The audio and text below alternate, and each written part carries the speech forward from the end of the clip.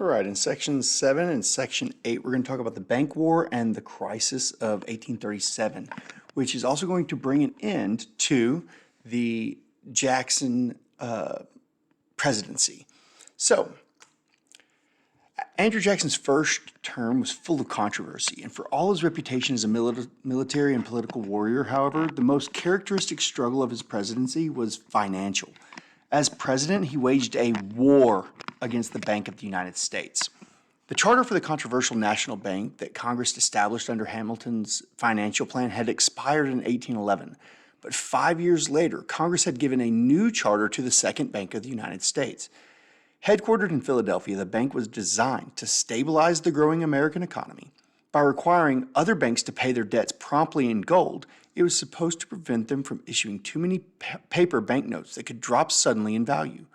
Of course, the Bank of the United States was also supposed to reap a healthy profit for its private stockholders, like the Philadelphia banker Stephen Girard and the New York merchant John Jacob Astor.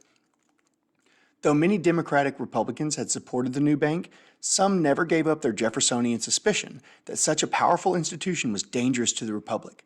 Andrew Jackson was one of these skeptics. He and many of his supporters blamed the bank for the Panic of 1819, which had become a severe economic depression. The national banks had made that crisis worse, first by lending irresponsibly, and then, when the panic hit, by hoarding gold currency to save itself at the expense of the smaller banks and their customers. Jackson supporters also believed the bank had corrupted many politicians by giving them special financial favors.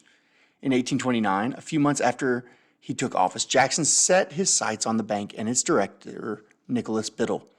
Jackson became more and more insistent over the next 3 years as Biddle and the bank's supporters fought to save it.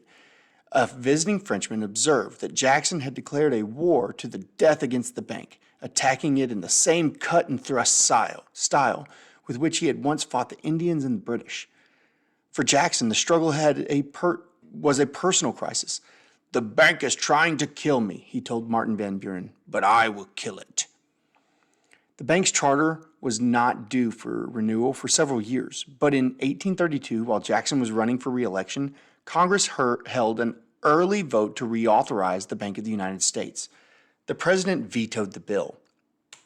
In his veto message, Jackson called the bank unconstitutional and dangerous to the liberties of the people. The charter, he explained, didn't do enough to protect the bank from the British stockholders, who might not have Americans' interests at heart.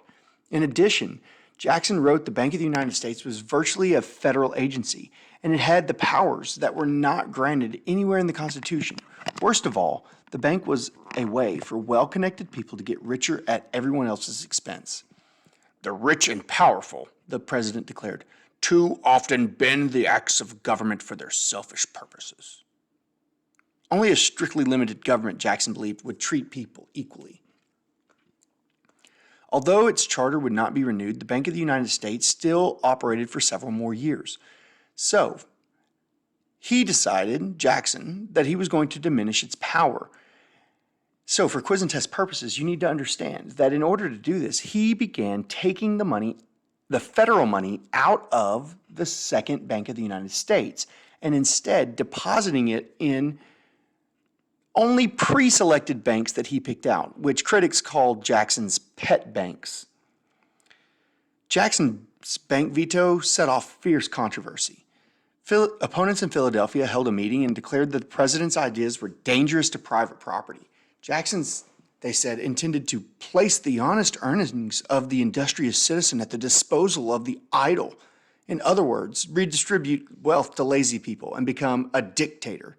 A newspaper editor said that Jackson was trying to set the poor against the rich, perhaps in order to take over as a military tyrant. But Jackson's supporters praised him. Pro-Jackson newspaper editors wrote that he had kept a moneyed aristocracy from conquering the people.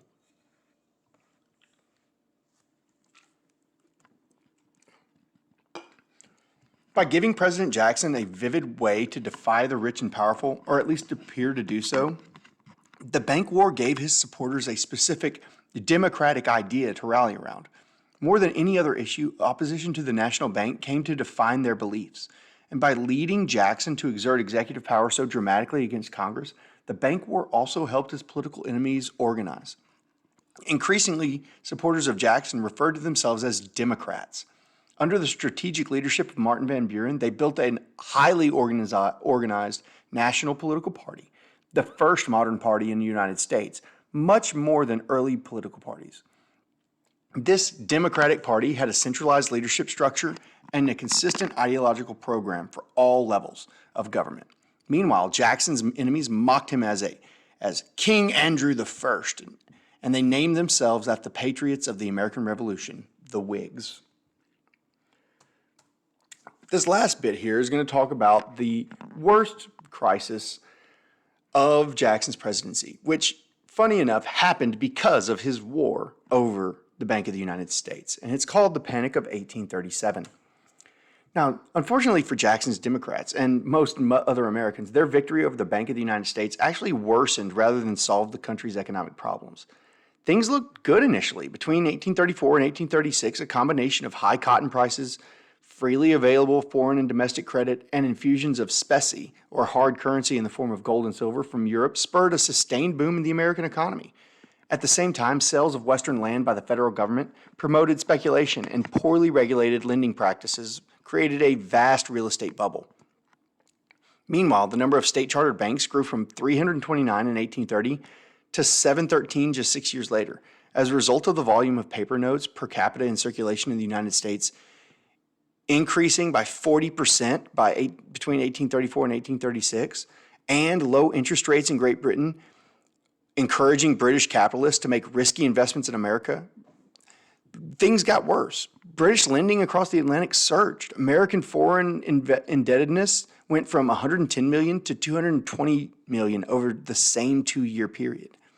So for quiz purposes, remember, British investments went up in the United States during this time frame. As the boom accelerated, banks became more careless about the amount of hard currency they kept on hand to redeem their banknotes. And although Jackson had hoped his bank veto would reduce bankers' and speculators' power over the economy, it actually made the problems worse. 2 further federal actions late in Jackson's administration also worsened the situation. In June of 1836, Congress decided to increase the number of banks receiving federal deposits. This plan undermined the banks that were already receiving federal money, since they saw their funds distributed to other banks. Next, seeking to reduce speculation on credit, the Treasury Department issued an order called the Specie Circular in July of 1836, which required payments in hard currency for all federal land purchases. As a result, land buyers drained Eastern banks of even more gold and silver. By the late fall of 1836, Americans' economic bubbles began to burst. Federal land sales plummet. The New York Herald reported that lands in Illinois and Indiana were cranked up to $10 an acre last year, are now being sold for $3 or less. And the newspaper warned darkly, the reaction has begun and nothing can stop it. Runs on banks began in New York in May 4th of 1837 as panicked customers scrambled to exchange their banknotes for hard currency. And you need to know that for quiz purposes.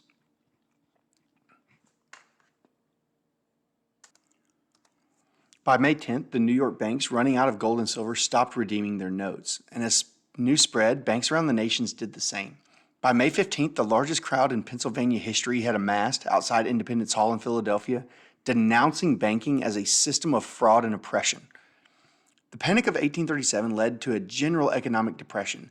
Between 1839 and 1843, the total capital held by American banks dropped by 40% as prices fell and economic activity around the nation slowed to a crawl.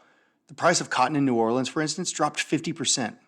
Traveling through New Orleans in January of 1842, a British diplomat reported that the country presents a lamentable appearance of exhaustion and demoralization. Over the previous decade, the American economy had soared to fantastic new heights and then plunged to dramatic new depths. Normal banking activities did not resume around the nation until late 1842. Meanwhile, 200 banks closed. Cash and credit became scarce, prices declined, and trade slowed. During this downturn, 8 states and territorial governments defaulted on loans made by the British banks to finance internal improvements. But some people found this as an opportunity. And that's where we will see the Whigs